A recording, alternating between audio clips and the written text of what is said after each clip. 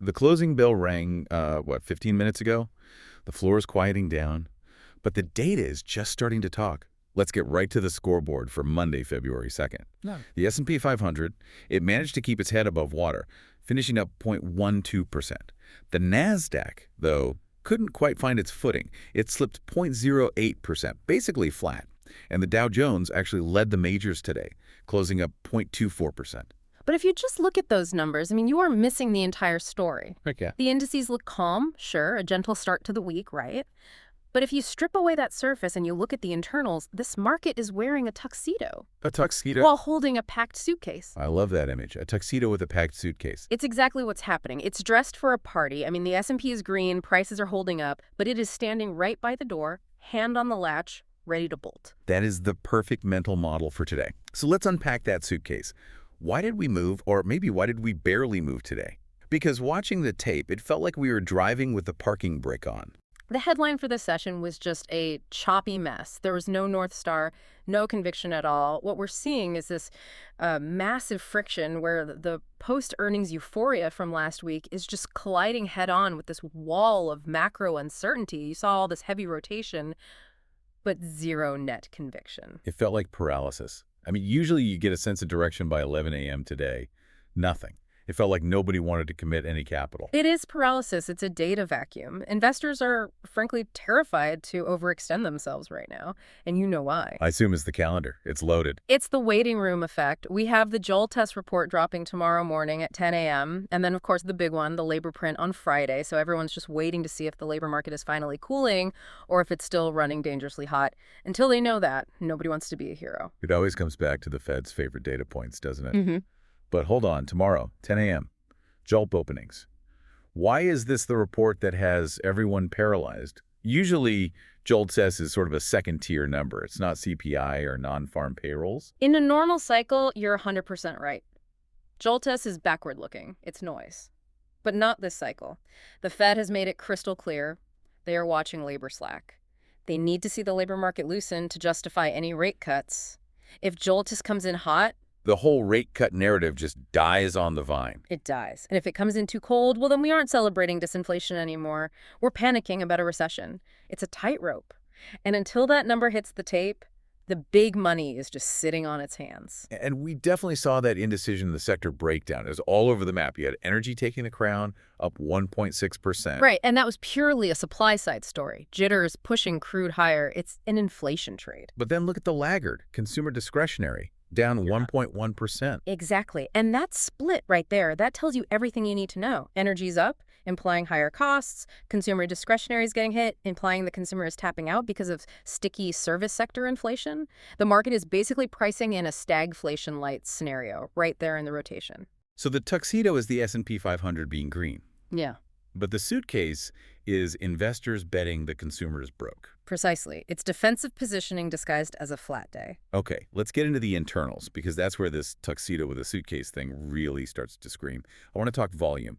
Cash market volume finished at, 91% of the 30-day moving average? Which is low. It's incredibly low. It's a liquidity vacuum. This wasn't a breakout. It wasn't a flush. It was just traders sitting on their hands. And that's a critical distinction. For Yeah. anyone listening, when you see green on the screen, but the volume is at 91%, that price action is just noise. It lacks institutional legs. You cannot mistake today's marginal gains for some kind of structural shift. If the big money isn't playing, the move isn't real. Speaking of institutions, the closing tape completely confirms that. We track the MOC, the market, on close imbalance. Can you explain why the activity at 3:55 p.m. matters so much more than what happens at noon? Because noon is for tourists. The close is for the bosses. Noon is for tourists. I like that. It's true. The MOC tells you what the institutions, the pensions, the mutual funds, the algos are doing with their actual inventory. They have to settle up by the bell. Today, at 2:30 p.m., it looked like we were rallying. Right. We were pushing back toward 5,400. To the retail eye, that looked bullish. Looked great on a chart, but then the MOC data hit.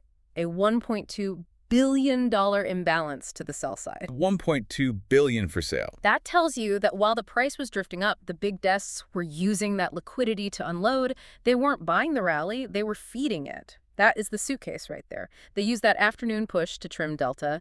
They are just not willing to carry overnight risk here. So if we open green tomorrow, do we trust it? Not without volume clearing 110% of the average. Absolutely not. You should expect a gap and trap environment. And this connects directly to the breadth data, which was, honestly, pretty ugly. Even with the S&P green, the advance decline ratio was 1 to 2. Decliners led advancers 2 to 1. This is that K-shaped reality we've been talking about. It wasn't a broad rally. Capital is fleeing mid-caps and cyclicals, and it's hiding in the liquidity fortresses. Mega caps, the big AI infrastructure plays. Exactly. It's defense disguised as offense. It looks like offense because the S&P is up, but under the hood, it's a bunker mentality. They're hiding in the names with the most cash and dumping everything else. And here's the biggest red flag for me.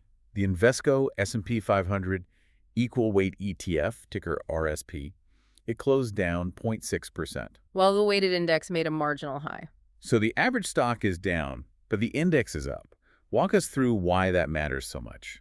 That negative divergence is a classic exhaustion signal.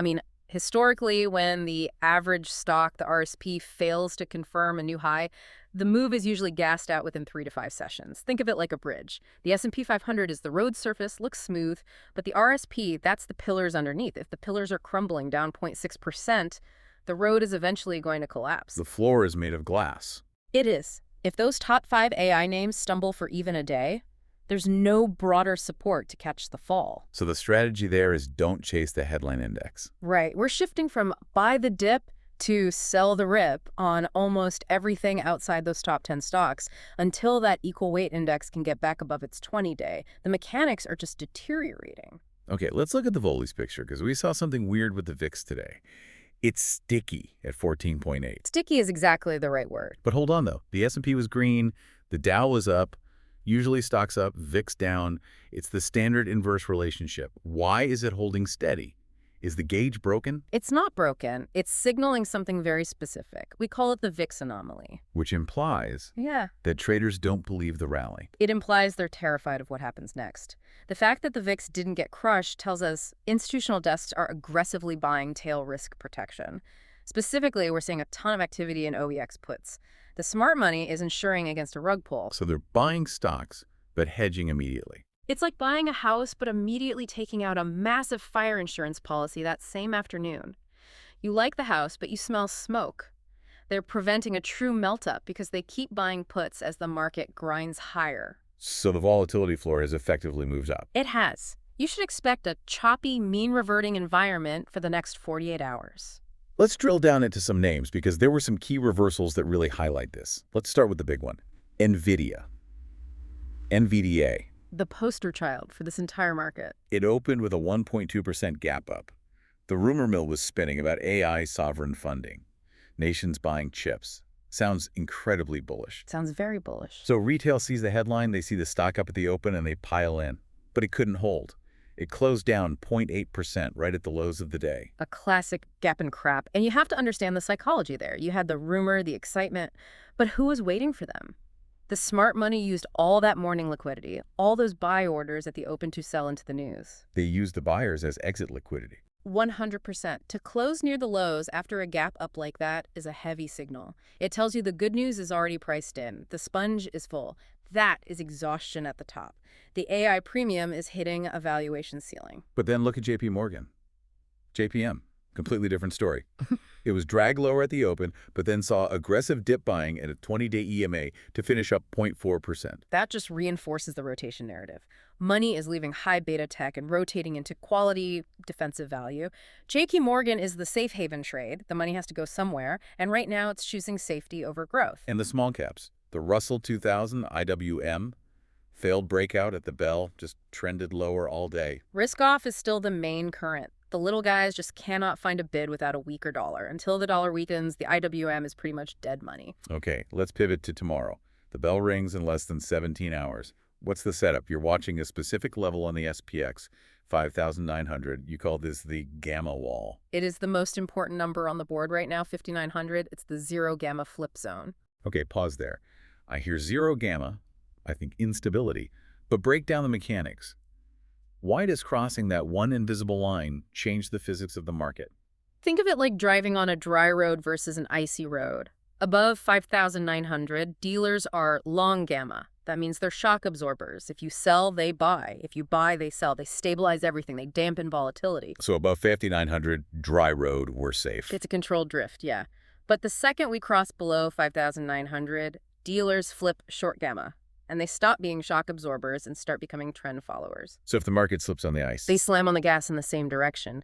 If the market drops, their models force them to sell futures to hedge. That selling drives the market lower, which forces them to sell more. It's a feedback loop. That's why 5,900 isn't just a number, it's the switch between a controlled market and a spin-out. so 5,900 is the trigger. If it snaps, expect a fast move to 5,860. If it holds, we just grind sideways toward 5,950. Use that level as your North Star.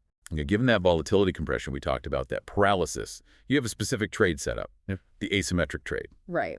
We're looking at a long SPY or SPX straddle breakout, focusing on that 5,925 level. Why a straddle? Because the market is a coiled spring. We have tight ranges, neutral sentiment, and realized vol is trading way below implied vol. It's just waiting for a catalyst, which is probably the JOLTS data. We don't know which way it will break, but we know the move will probably be big. A straddle lets you position for that expansion of volatility, regardless of direction. So if we break Monday's high or low in the first half hour?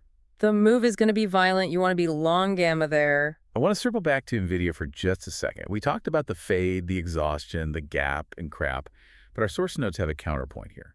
A high tight flag entry on the 5-minute chart. And this is what makes trading so fascinating, right? You have to be able to hold two opposing ideas in your head. Yes, the daily candle was ugly. It faded. But structurally, on that intraday time frame, NVIDIA cleared the $155 resistance on massive volume earlier. That $155 level was the accumulation point. So even with the ugly close, the setup remains. If, and it's a big if, it can clear that resistance again. The source notes that if you see a move through that flag, the overhead supply is gone. Target would be 162. So the lesson is, don't marry the bearish daily chart if the intraday action tells you something different. Watch the cape. Watch the 155 level. If it reclaims it, the bears are trapped. What about Tesla, TSLA? Tesla's interesting. We saw a short squeeze setup get triggered by the breakout at $280. The call wall at $300 is acting like a magnet. Pulling the price up. Exactly. When you have a massive call wall like that, dealers are short those calls. As the price rises, they are forced to buy stock to hedge. It creates a vacuum right up to that strike. The play here is to look for a retest of 282. If it holds, you play it long, targeting 295, maybe higher. Okay, let's wrap this up with a look ahead. JOLTS is at 10 a.m., Gamma Wall at 5,900. What's the final directive? Remember the Tuxedo and the Suitcase. The market looks ready for a party, but it's positioned for the exit. Do not mistake this concentration in 5 stocks for a healthy bull market. The breadth is screaming caution. Stay light, watch the tape, not the headlines, and keep an eye on that equal weight index. If the average stock isn't participating, the rally isn't real. Precisely. If 5,900 holds, you can stay long the leaders. If it breaks, go to cash. We'll be watching the open. See you then.